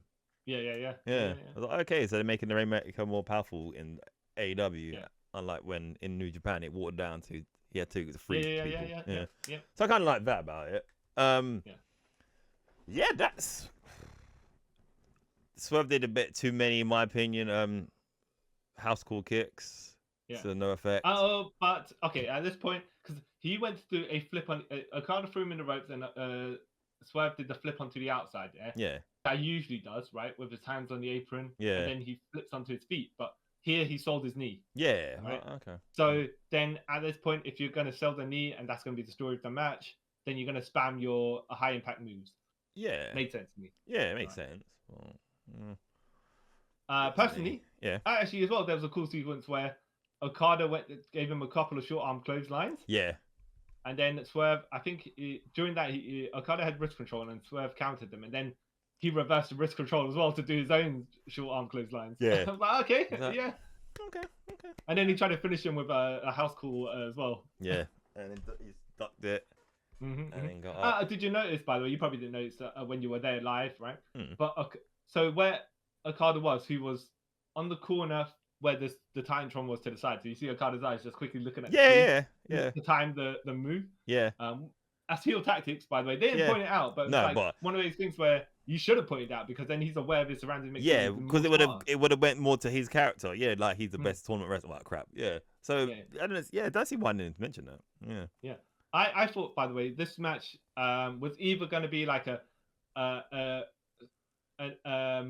an equal match where they don't play into the knee injury where Swerve has it, right? But Okada's like, I'm going to be an honorable guy and fight you on your own level, right? Yeah. To prove I'm the better man. Yeah. And then you would have that. Mm. Or it'd be an extended squash where Swerve gets his knee injury and then anytime he gets a control, Okada kicks the knee and then he's like, Swerve is fighting from the bottom, but his offense is, he probably only gets about 30% of the offense in this match and Okada's just toying with him. Yeah. Just to establish, like, if he's going out, then you just get the other guy over to a higher level. Yeah. It's as much as I would say New Japan Okada. Yeah. Is a Dark Souls boss, right? Yeah. But AEW Okada seems to be more a Spider-Man boss. Yeah. He's more a solid boss. He's there, but he's like the guardian of the upper mid at the moment. Yeah, he's like, and even though he wins, it's not like such a dominant fashion. Yeah, even though he's held this title for the longest ever, over a year and a half now. Is it longer now? Isn't it? Because then did he win 2? He won it last January. No, he won one Continental Classic. So he won the title in January, and I think then he won that Continental Classic as well in December. Same year, innit? Yeah. Oh. But no, this is more. I would say this is less. So if Swerve didn't have his knee injury, I think he would have looked like he was more dominant, which is strange because, like, for someone on Okada's level, you shouldn't be like that. So there was a neat spot where he did where he was getting beat up, right? And then Swerve was like, I'm gonna get him, and then Okada, like, on the outside, Okada caught him and was like, nah, I'm gonna give him a tombstone on the outside. Yeah, that was it. Yeah, I did like that. Like, yeah, okay. All right, you on the back foot, right? And you're like, nah, F this guy. Nah, I know what I do. Yeah, I did like that. And Swerve did the Swerve Stomp. Yeah. Which didn't look like Okada was set up for it. Yeah, and which it didn't look convoluted, so it was like, okay. Yeah. And then and then there was some really nice drop kicks by Okada as well. Yeah, man. I think he did about 4 of them during this match. Yeah. Clean ones as well, really good looking ones. One that looked like it didn't catch Swerve in the face, but it looked like it caught one foot was on his chest and the other foot caught his jaw. Yeah, like that's where it looked like it was directed at. Yeah, and Swerve sold it, like like it was butter. There was a bit as well where Swerve, I think Okada was throwing Swerve into the ropes, and then Okada went to rebound, but he grabbed the ropes, and then he tapped his head, I think, and then you see Swerve about to go up for the drop kick, now because he knew what he was supposed to do next, but because Okada stopped for a second, right? Yeah. Swerve also stopped, and then as soon as Okada turned around, Swerve did actually leapt up and did the drop kick. I was like, oh, okay, not like sometimes where the timing's slightly off. Yeah. Or you're expecting them to come or whatever. Like he really thought Okada was going to rebound at that point. It looked like, and he started the jump ready. It was there was another. No, it wasn't another bit. I'm trying to think, there was because after the I'm trying to think, is there anything else I want to say about this match before we get on to the finish? Which I think after we've done the finish, but that bit afterward, I'm like, this seems a bit excessive. So Okada wins, and then single clothesline, like you said, which I don't want to say it puzzles me, but how they push Swerve after taking all those super kicks from the Bucks and stuff like that, and the finishes from the match at All In, maybe he should have taken another Rainmaker. Maybe if he took one early in the match, he didn't need to kick out of it, right? But just if he took one on the outside or something like that, then he took another one, and then he got rolled in and took another one right away. That might make a bit more sense. I think he should have done the one where he just grabbed him, like done it one, like held onto the wrist, pull him back up, and just do it again. Yeah. Oh yeah. 2 in a row. Yeah. But so then Okada starts going full heel and starts like destroying Swerve's meniscus more with the chair, and then Nana comes out to stop it with a pipe, and then out of nowhere, some guy in a suit comes and then attacks bulky guy. Nana, and then we find out it's Wardlow, and we're like, oh, he's still employed. That's why. That's what's so bad. That's what I thought. Oh, he's still employed. That's cool. Yeah. And then just to, by the way, clear up. Another thing is, you think that Okada attacked Swerve's leg? He actually sandwiched it in between the ring. Yes. Yeah. Ring apron and the ring stairs, and then he swung against the knee. Which, by the way, when you're looking at it, Swerve was selling the knee, so he had his hands on the knee to protect it, right? Yeah. But then it's like, okay, he's seen the swing coming. He's like, I have to move my hands, otherwise they're gonna get crushed as well. Yeah. And you would take the logic, right? Of if you protect your knee, you keep it covered, right? Because you don't want more damage to it. But then he's like, well, he don't want to crush his own hands as well, so he had to kind of move his hands away, and hug the post. And then you got a sound effect of the chair hitting the post, the square post, and it's like, oh yeah. Okay. Mm-hmm. And then Wardlow comes, and you find out it's Wardlow. Oh no, it's Wardlow. Cool, he's back. And then he attacks Nana, whatever. Yeah. And then the security comes out. He murders all the security, and he doesn't do the F5. He doesn't do the F10 anymore because the F10 was stupid. He does the F5. And then the Don Callis family come out, and then he joined the Don Callis family. Like, oh,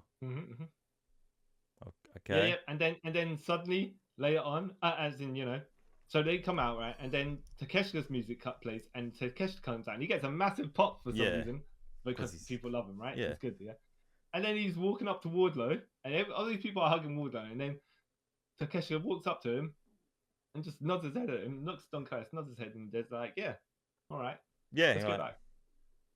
Okay. but at some point, I'm sure Takeshita's going to get kicked out, and they will have to turn on him because he's looking at it, both New Japan and AEW are booking him very strong. Yeah. Because they're probably he's going to be faced soon. Yeah. New Japan. Yeah. Not New Japan. Sorry. AEW. Yeah. Yeah. Because he's not going to beat Sabre. No. Is he cashing in his shot at Wrestle Kingdom? I don't know, because he said he can't wait. Like he's on wait to Wrestle Kingdom. Exactly, I was like, Yeah. Don't do this again. Like it's stupid. The Zack Sabre one Jr. last year, I got to me, even though it was dumb, it made sense for him to cash in England, right? So they can get the small pop. But why? I don't know. It just makes sense for him to do it at Wrestle Kingdom. Yeah. So if they had Takeshita beat Zack Sabre Jr. during the G1, And then also then he gets 2 title shots against Zack Sabre Jr. Right? Then he could have his title shot now, which is coming up, and then his title shot in the briefcase up for the G1. He could lose that to someone else, and they could headline the Wrestle Kingdom if that's the direction they're going. Yeah. You know? But it doesn't. Zack Sabre also, the reason I get it as well, because I think Naito was champion at that point and he was beat up and he needed the title. He was on his way out anyway. Yeah. He was like, I want to do tag team matches with Hiromu. yeah. But at that point, if you're so battered, you have to. Which makes sense. But that's like bits outside of the ring that brought them to that point. So. Yeah. But yes, you're right. It does make sense, especially as well. Remember when J1 won the title shot of Kota Ibushi? That was dope. Yeah. And then Kota Ibushi still managed to get the title shot as well. So yeah. Yeah. So. I guess. I guess whatever. So it's. We'll see what happens. We'll see where they go with that, right? Yeah. But you don't think Takeshi's gonna win the title? No, I don't think he. Like, what good did it do when Moxley won the? Yeah. But then Takeshi's Japanese, so. Yeah, but still, chances are maybe and they don't have a huge amount of new stars in New Japan, so they might be like. But then you need the New Japan star, not AEW star. I mean, like, so it's yeah. But he's got dual contract, so no, he's an AEW guy. Okay. All right. Even then, if he had dual contract, still technically he's getting paid more by AEW, so he's an AEW star. Oh yeah. So it's I don't know, man. Just keep it with Zack Sabre Jr. He's been there long enough. He, in my opinion, he deserves to be champion. Yeah. So yeah. But we'll see. Okay. We'll see. Women's World Title match.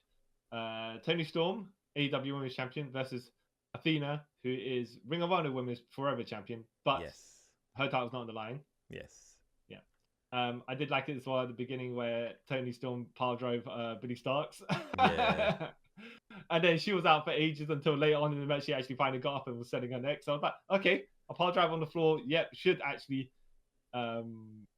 knock you, KO you for that long. Yeah, you should be selling for that while. That does make sense. There's one thing about this match that made me laugh though. Like I was saying to my friend, like Billy Storm, Billy Stark, sorry. She overacts so much. It's hilarious. Yeah. Like, but then at that point, if you're a heel, kind of. Yeah. So do like, do that. Good on her. It's just fun. Yeah. Yeah, it's not distracting. It's entertaining. Yeah, and because she's still a child, I'm like, yeah, it's fine. Yeah. But yeah, this match was really good as well. My personal opinion, the wrong person won, but okay, the wrong person, by the way, being Toni Storm. Yes. With she's got a chicken face cross swing tap out. Yeah. Did you expect a tap out, or were you expecting a small package or a Storm Zero? I thought it was Storm Zero. Yeah. Storm Zero would have finished it, but it's something. She kicked out of it, by the way, as well. There was one. Yeah. But yeah, other than that, it was a good match. Like, even though Athena was dominating like most of the match, so it was kind of weird, in my opinion, for it to end like that. But yeah. Sure. She got Toni Storm with the O face, except that Toni Storm was across the top ring rope. Yeah. From the outside, so she didn't get all of it. Yeah. Which then made sense because otherwise she would have been. She would have. How can you kick out of a move like that? Yeah. Yeah. Also, then that's when Billy Starks went to get a chair to attack Toni Storm, and then you had Mina Shirakawa come out. Get pop, and then chase Billy Starks to the back. For a minute, I was like, "Who is that? Who are they? Who's come back off return from injury or something?" I was like, "Oh, it's Mina Shirakawa. Cool. All right, that was cool." And then then she's rolled on into the chicken wing. Oh, by the way, so you probably did not. Maybe you didn't watch the promo. There was a promo that Mina Shirakawa did with to Athena to challenge for the women's Ring of Honor World Title. I don't think. And it was like Mina Shirakawa was like, You've defeated 68 opponents, but you were not 69, Mina. Yeah, I was like, all right, okay. Yeah. In the and she went like that as well when she did it as well. She put her hands on top of her hands. I was like, oh. Okay, I was like, all right, who's been teaching her? Yeah. Does she know the puns herself, or has someone told her? I think someone told her. Sorry, you feel like someone told her. Yeah. I mean, look, her English is good, so she got what they meant, right? But someone told her to wrap it into your promo. Just okay, fine, fine. Good you know. Oh. Yeah. But yes. This was a pretty good match as well. Yeah. I know you say like the wrong person won. Yeah. I think there was more like there should be more of a chase for Athena to win the title. However, I don't think she should have done the tap out. I think should have been like a some sort of so let's say she went to do the O chase, right? But then Tony Storm like body clutched her and then rolls her for a schoolgirl. Right? Yeah. Something like that would have been. Yeah, and then you could have had a rematch later on. Yeah. I don't know why. I just feel like Tony Storm at this point doesn't really need she's so over and stuff. She doesn't really need the title. Yeah. I mean, and like Athena's been doing like the work for like 3-4 years at this point in Ring of Honor, and is never on like AEW TV until literally like now. So, but then that kind of then I can kind of see why she didn't win. Well, look, so there are other ladies who also should be in title contention, like Willow Nightingale, and maybe Statlander, but that depends on which side Statlander's going to end up going, because she looked like Moxley's helping her, right? Yeah. Get her money from the casino thingy that she won from the Young Bucks. So they're like, is Statlander going to join the Death Riders? And if it's going to be full heel Statlander, I can see her winning the title off Tony Storm as well. But then they got Megan Bayne as well in there. Yeah, that's the thing. It's just too much. And Mercedes ain't losing her title anytime soon. Oh, yeah. So it's a weird... Yeah, because then she should lose all the 9 other titles with it. Imagine that. So it's a weird situation. Yeah. Meh. But no, other than that, it was a very... Well, they got a decent amount of contenders for Tony Storm. Yeah. But hey, she'll have it for another 2 years, I guess. AEW Men's World Title match. Yep. Hangman Adam Page champion versus MJF, Maxwell Jacob Friedman. Yep. But Jeff. Who is not cashing in his Casino Royale title shot. And then Tony Khan afterwards on the media scrum was like, to prevent this stuff from happening, these cash-ins, you have to let me know at least a week in advance. So I can promote it. Okay. Yeah, no. Yeah. I don't know how I feel about that. It stops. It's like it would be MJF that pulls off these shenanigans, and then people up upper management go, no. Yeah. None of that shiftiness. But I kind of get it. They've obviously done it to set apart from the Money in the Bank, innit? Which I get. And at first I was like, oh, that's a dumb idea. I was like, you know what? No, at least it makes them have their own thing. Yeah, cool. It kind of makes sense. Isn't that what Lucha Underground did when we had the what's it called? Gift of the Gods.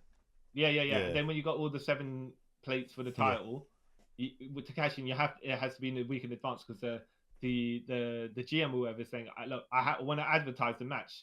Yeah. So like for ticket sales, so you have to. But you know what's dumb about the Gift of the Gods? Like, random side tangent. So, because I remember Phoenix was the one I think who won it first, who got all the medallions. Or was it someone else? I mean, anyway, there's a point where someone had it, and then Johnny Mundo, John Morrison, beat that person, and he took the whole thing. Yeah. Like, yeah. Okay. That makes sense. It's like did he had one of the plates, right? No. Oh, okay. He beat the person who got all the plates and the title. He beat them for it, and then was able to. I guess somehow you get a title shot for the Gift of Gods. Yes, I'm saying like, what? Though, I think when TNA had the King of the Mountain title, that instead of using that as the X Division title where you could cash in, the King of the Mountain title should have been that one. Yeah. And they could have done that. They used the Gift of the Gods gimmick with the King of the Mountain title, as in, separate parts that you got to put together to make the King of the Mountain title. And then you get, if you can hold on to it before the point you cash in, then you get your cash in at whatever pay-per-view they will assign it for the King of the Mountain. They could even have a King of the Mountain pay-per-view or Slammiversary where you cash in or something like that. Then I think that's when it gets a bit too complicated. I don't know. For some reason, I think it works in like Lucha Underground, because Lucha Underground was its own weird little mini movie thing. But I don't know, I think like in AEW or something, it's a bit too much. AEW in TNA. Oh, well, TNA could go with it because no one's watching, so no one really cared. Yeah, exactly. That's why I didn't say AEW. That makes sense. Yeah, no one watched it, so no one cared. Look, man, they have the King of the Mountain match and the Reverse Battle Royal. They all for convoluted stuff. Whoever thought those ideas should be shot, but that's mean for me to say. Okay, but, right. Yeah, back to the match. So speaking of overbooking craziness, this match was also like that, right? Funny enough, but in a good way. We didn't deliberately try to get from this point to that point, but I enjoyed it. Yeah, you know, in a good way. I expected it to be. I think Timmy expected it to be like that, and then I was like, yeah. This is my vibe. I get it. Yeah. You know, some people might say there's too much going on, all that other stuff, right? But I'm like, no, this is MJF here. Yeah, it's MJF, so you know it's gonna be shenanigans, so it's fine. Yeah. Like, it's not like, you know, I'm trying to think of a match for if all this stuff happened like a Zack Sabre Jr. match, I'd be like, yeah, this is weird. But it's an MJF match, you kind of know this is gonna happen, so you're okay with it. Yeah, I did. And then the title can change hands on a count out or DQ. And I like that MJF basically said that he was CMLL world champion. Yeah, even though he's the world cruiser light heavyweight champion. Yeah. All right, and there's a world heavyweight title as well. But hey, that's MJF. He'll do whatever he wants to do. He'll lie to lie. Yeah, it's fine. Yeah. Exactly. And then they had to credit him as world champion rather than world heavyweight champion. But you know. Oh, hilarious. Oh. Yeah. But yeah, man, this match. And MJF is actually really impressive in the ring as well. Yeah, yeah. And he works I'll give him that. His heel shenanigans in tune with his character. Yeah. He's like the smartest man in the room sometimes, but then that kind of is hubris at the same time. So yeah. Yeah, exactly. Because he overdoes it. Yeah. Even when he's like, he doesn't need to do it, but he'll do it just for the lol. Just for the lol, yeah. Because the Lex Luthor, the evilness of it. Yeah. He can't stop himself. Oh. But it's like the match starts off kind of like I was gonna say like obviously normal, like right? normal, yeah. And because they kind of hype up to be like sort of like a blood feud, because them two like literally they've had like beef on and off like since AEW's inception, isn't it? And like some of the spots were hilarious. Like technically, right? I don't know. Wouldn't dead-eyeing someone off of the apron through a ladder be a non-sanctioned move and should be like, you know what I mean? So like, okay, it happens all the time. No, it's like the same with the ring steps. If you go into it, if you hit it with your momentum or in that direction, then it's legal. If you use it to hit someone though, then it's not. It's not, yeah. It's like you're walking into the furniture. Yeah. Stub your toe. You know how that is. Because like even with like when in like normal matches or with disqualification stuff, and someone put someone through the announce table and stuff, it's like no one gets disqualified. But hey, because the table didn't hit them. Yeah, they hit the table. Fell into the table. Yeah, and then so like that was funny. And then when MJF decided that he's gonna tombstone Hangman on the broker part of the table, I was like, yeah. What? Wreck his own knees, probably. What was it? There's not really need for this. If anything, you're probably more hurt than he is. Why are you doing this? Oh. And what's funny as well, there's a stumble on the count because he was like, he got to 8, and then I think Hangman was getting up, right? Yeah. And then I don't know, he couldn't get 8. He was maybe caught in something, or he slipped or something because he fell back, and it was a 9. And then and the referee just had to take a step back for the 10th one because he couldn't really. Yeah. That's not the end of the match, and MJF's not meant to be champion, so he kind of took the 10th one a little bit slower. Yeah. So Adam Page could get in the ring. I was like, all right. It wasn't noticeably slower, but it's just enough way he had to do something. Yeah. To get the breathing room. Which is hilarious. Oh. Yeah. Yeah, exactly. And then the end where so MJF hit Adam Page with the contract. Yeah. And it's not a piece of paper contract, by the way. It's on a metal clipboard. Yeah. I don't know how thick it is because it looks like 5 millimeters thick, but yeah. I think he hit him with the thing, and then he hit the heat seeker on him, and then he went to do the pin really close to the ropes. Yeah. So then you can assume that Adam Page is not going to kick out; he's going to get his foot on the rope. But the ref, because he was KO'd from something before, came and did 1, 2, and then he flopped over, right? So I don't know if it was a free count, but he definitely did not tell the ring person to ring the bell. I tell you that much, right? Yeah. But he didn't see the foot on the rope at that point either, right? Yeah. And then Mark Briscoe comes out. Yeah. And with all security trying to stop him coming out. Yeah. Go to MJF. Then all that happens, right? And then Mark Briscoe goes back. And then MJF is like celebrating like he's won. He's like, referee, ring the bell. And he goes to move Adam Page's foot off the ring rope. We notice it, right? And the referee then sees MJF go back to do that, and he says, no. His foot was on the rope, you know? Even though at the angle he was in, he wouldn't have ever seen that. But yeah, which was like, okay, but I like that. It was like the way that MJF told it, like, oh no, I didn't see it. Like, I didn't see the rope, like, on the rope either. Yeah, you know, because even like the bit as well when he first brings out the dynamite ring, yeah, and he's like to Adam Page, hit me with it. So then obviously Page will get disqualified. Yeah. And then he spits in Adam Page's face as well.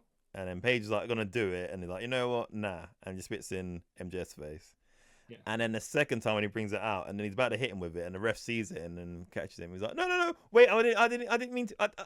And then yeah. Oh, MJF, I like him.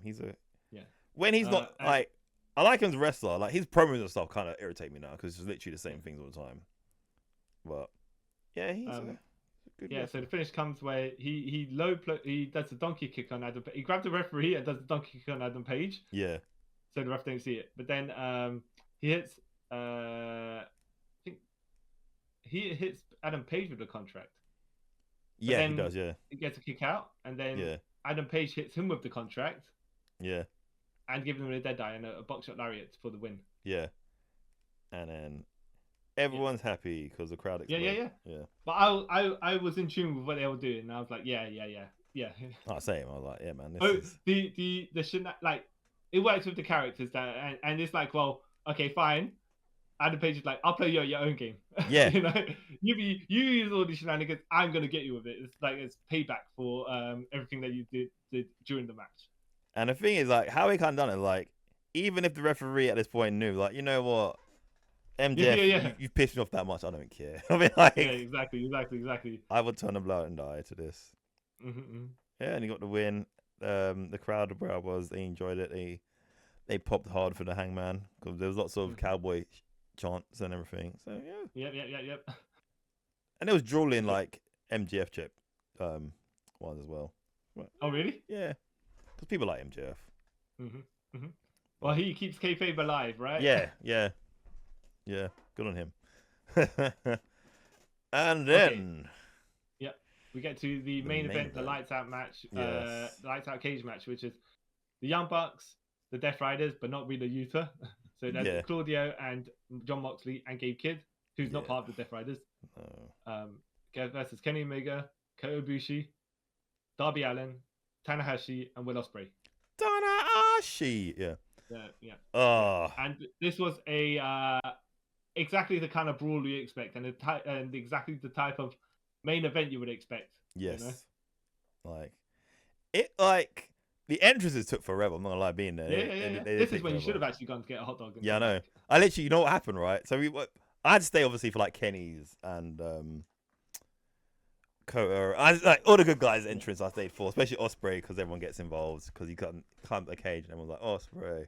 Yeah. I think even part of the Ospreay bit when they did the camera bit where he's in the crowd, like going like hugging the crowd sort of bit, you might be able to see me there because he was right next to us there. But anyway, so that will happen, and then when I say for Young Bucks entrance because Young Bucks one was quite funny. Well, let me just speak about that before you do that.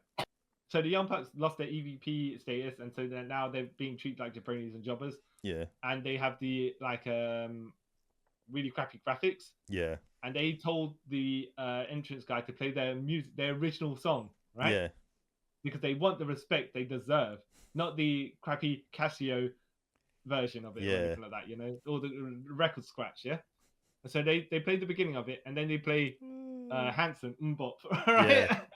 And they're like, okay, so in commentary you get the joke because that's their original song when they first started. Yep.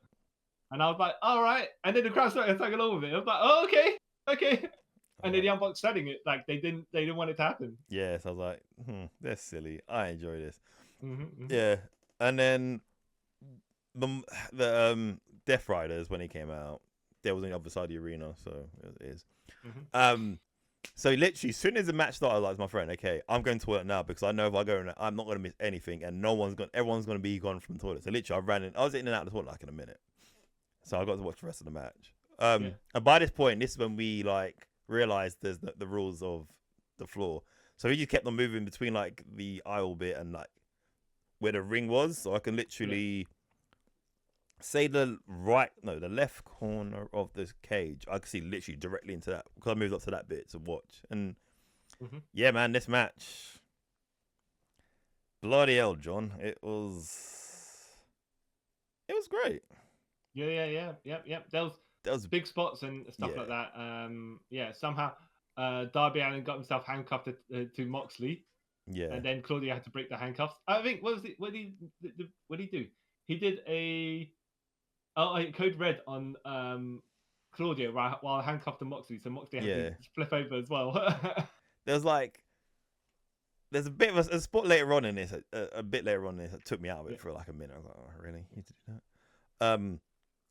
I did like the little callbacks at the beginning when the Young Bucks go to the like the department heads or whatever about we want this, we want you for this full of glass, blah, blah, blah. I did like the bit when they took out the bag and thought it was glass and it was gummy bears. Like, and there was the lead up to the drop toe hold where Matt Jackson was gonna fall into gummy bears, but the way he was selling it was like, it's the worst thing ever. Broken glass on floor. I don't want to go there. I don't want to go.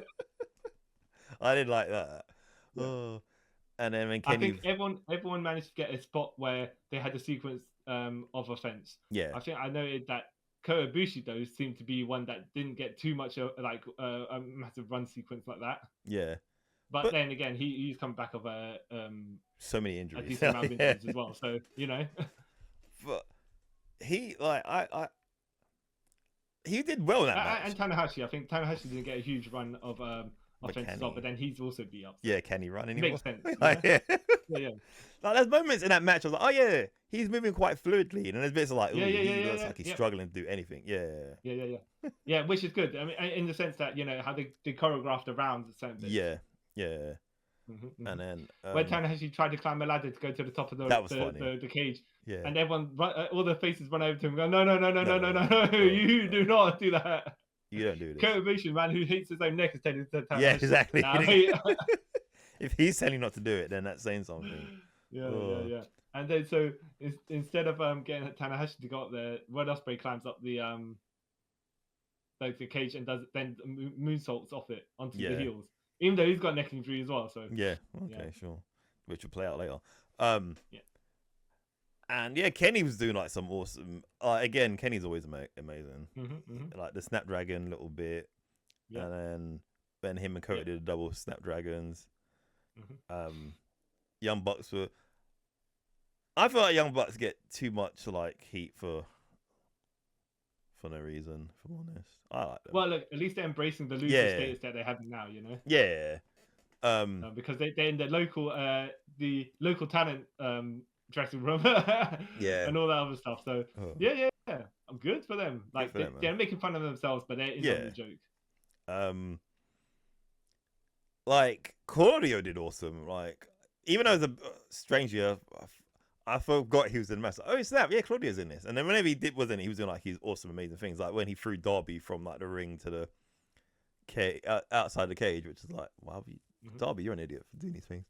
There's a bit where Darby put they stacked 4 tables up, and he put Moxley onto a table. He chased Moxley from the inside to the outside with a kendo stick. Yeah, put him across the table, and then he was going to do a coffin drop from the top, and the Gabe Kid grabbed him in a sleeper hold. Yeah, and then the Darby is like, "Now I'm going to murder all 3 of us." Yeah. And he jumps off the top. And luckily, John Moxley had moved by that point, right? Yeah. But then Gabe Kid and Darby went through the tables, and I'm like, that's a decently safe bump. I mean, like, you could have landed a bit more into the middle of it, but as far as they go, like that probably that was gauging the distance. That's decently safe as much as you could do. Like once you're in the air, how can you control it? Yeah, like it's not. And how are you going to gauge? I'm going to go exactly there when you can only say I can go roughly there. Yeah, like it was good. Like seeing it in person is crazy. All right. Oh, the fork. Yeah, that's the book that took me out. even lots of people, but where I was sitting, just like, oh no, and there was like little kids in front of us, and they turned away from it, and I was like, I don't think they needed it really. No, they could have had the bit maybe if the fork where they were stabbing Darby Allin in the ear and then bleeding, right? But no, they tried to. Moxley was jamming it in his ear. Like, even then, I don't think remember at All In with the stabbing in the head. Even I thought that was a bit too much. So it's like, why do you keep sort of going to this well? It's in the bed of nails, right? Yeah. It's like, why are you doing? Didn't need that one in that previous match. No. But, no, in that Hangman Moxley match, they built up to the point where they kind of was doing that. Yeah. Moxley has a beef with Darby for some reason. Yeah. Yeah. And then you're like, okay, so they can't have a one-on-one match to blow off their feud. They're gonna have to have something major. Yeah. It's gonna be like I stab match or something. But it's gonna be like, I don't know how. Eyes out match. Yeah. Because like realistically, how they built it, like where can they go with that? Like they can only up it now. They can't. That's like, okay, we're gonna have a box standard match or something. It's gonna be literally like exploding barbed wire match maybe. Yeah. Which look what happened last time. Yeah. And they've never done it since. No. It's gonna be something stupid, and I don't think it's gonna work whatever they do. But and then like it's gonna sound really bad. Why was Gabe Kidd there? I don't think he did anything. Oh no, it'd be a good sequence. Did he? Of offense against people, and I think he's one of the guys they're trying to push in New Japan as well. So again, I don't get his character. I know that you're saying, but but they're trying to put. They're probably just trying to build in New Japan. They're trying to build some talent from the ground up because they need to have people fill in their spots. Yeah, which I get, but then I know what's gonna happen with him. He's gonna get to a certain point, and then he's gonna go to AEW. You know what I mean? Like, you know what I mean? Because how they keep using him is like, that's happening. It's not like he's gonna become like the next Kenny in New Japan. You know what I mean? It's like, yay, he got to a certain point. Like Hull Fletcher, basically, they didn't do that. Like, they kept using him. Then, you're in AEW now. Oh, New Japan, we got to start again with someone else. Dave Finlay, you're still about. Anyway, yeah. Look how that's going. But but like this is the finish was pretty good. Like there was some bits. There's a spot with the barbed wire board where Tanahashi and Moxley were like, which of us is going in here again? Yeah. Damn, it was so like the one bit when the Young Bucks first tried to throw him in it, and then like how he kind of waddled to stop himself was hilarious. It's like yeah. It reminded me of the Great Khali walking. It's like yeah. I love that. Mm-hmm. And and then there was a BTE trigger on Tanahashi, and then I think later on in the match, one of the Bucks that got the golden trigger? Yeah, golden trigger. And there was one bit one of the Bucks got the Bucks got the most overkill move done to him twice. So when they got the V trigger and hidden blade, I was like, oh yeah, just murder the guy. Yeah. Because it was funny because just before that sequence, I think Ospreay was going to do something, like something was happening, and he shoved Kenny away to the side. Yeah. And I think it was just so he could set it, and then he ran to do then he got the guy into the Stars Clash. Yeah. And then he pointed at Kenny in the other corner, and that's when they did the V trigger hidden blade. Yeah. The hidden blade, I guess. The trigger blade, I don't know. The hidden trigger. The hidden trigger, that makes more sense. Yeah. And then like before I get to the other bit, like there's something I did like about this match. Like Kenny was like super overprotective for everyone. Like when someone was hurt, he'd be like, "Are you okay?" And it's some weird little thing like that. Oh. I know, but it's good. It's good because when Darby Allin went through the table, after the match finished, Kenny came out like one of the first guys out of the cage to check on Darby Allin. Yeah, so I kind of like that. It's like he's like the man of the people, right? Yeah. But then again, he's like an EVP as well, so he's making sure everyone's all right. It made sense. It's not like he's running over to the heels to make sure they're okay. Yeah, no. As well, it made sense. Like it shows that he's like good guy Kenny. He's like, oh he cares about people. That's cool. But like you were saying about the finish, it was so when Ospreay went to do overkill to the top rope, so Kenny got Matt Jackson up for a one winged angel. Yeah, and then Ospreay just jumped off the top rope and hidden bladed Matt Jackson, and as he came down like from the contact, Kenny then finished the rest of the one winged angel. I thought, that's an overkill finish, but okay, sure. And then Tanahashi decided he's going to go up there and give a high fly blow. Yep. Took him 2 I hours. saw Kobe on the floor, right? Yeah. And I thought Kota Ibushi was then going to go and give a Phoenix Splash. Yeah, he ain't doing it anymore. No. If anything, they should have probably had after that move to Matt. Maybe they should have had Kota Ibushi do like a 450 or whatever, and then Tanahashi do the high five flow. I don't know, because Tanahashi getting the pin makes sense. Yeah, to me, because it's going to be his last match in the UK. Like it's either Ospreay or Tanahashi getting the win for the team. Because I kind of feel like Darby and Kota were just there for the ride. Right? Yeah. So Kota didn't really have to do anything. Like, it's gonna sound really bad. I'm saying I like Kota. Him not hurting himself through that whole match is kind of like a win in the grand scale of things, because he doesn't care about life. Sadly. So it's kind of like good that he didn't do like a moonsault off the top of the cage or something, which he would have done like 5 years ago. But that was all cool. And then, so they got the win. Everyone's happy. Oh, yeah, this is cool. And then I was standing like, this is where they're going to write off Ospreay. There's my friend. Yeah. So then, especially when they all got out the ring to go and see Darby Allin, see if he's still alive and all that. And then they give Ospreay that moment in the ring where he's standing like soaking it in. Like, oh, I get to go on holiday now. Oh, yeah. Get my neck done. This is great. And then he's about to get out. And then Claudio comes in with a flying European uppercut. And then they just lock themselves in the ring with him and then murder him. Wait. The rest of Maria Schaefer and Wheeler Yuta come in as well. So they glock the cage. But this is what I thought. This is why it's a bit stupid. And even a lot of people there was like, why don't you slip the cage? Like, it's like... So I mean, to be fair, there was, at that point, 5 faces on the outside, right? Now, even if you were having... So Maria Schaefer and... You can see Wheeler Yuta and Maria Schaefer, they had kendo sticks, so they were hitting people's hands when they try to climb. But if you go to different sections of the cage and then climb up... Exactly. I was like, why not climb up? Then the ops came in as well. Yeah. So you had 8 people around the cage. Yeah. So it's like, what was this? And then, because we were standing there, like, we're all witnessing a murder, because it's like, or a hate crime, we kept saying that. And then... They give Will Ospreay, like, 3 Death Riders. Yeah. And then they Pillmanize his neck. Yeah. And I was like, oh, okay. And then they ran off when the cage got lifted up. And I was like, oh, okay. Well, fair enough. Yeah, which makes sense. It would be John Moxley that ends up doing though, because he's a maniac. So yeah. And if then Kid did it, I would have been. Well, no, I would have been just at the time. But the thing is, he couldn't, because he's dead. Yeah. And after that, jump onto all the tables. Yeah, because he was out he was lying there for ages. Yeah. Like, I think my friend got a picture where he's like, when that's all going on, you see Gabe Kidd still lying on the floor. My friend just took a picture of him. Selling. Yeah.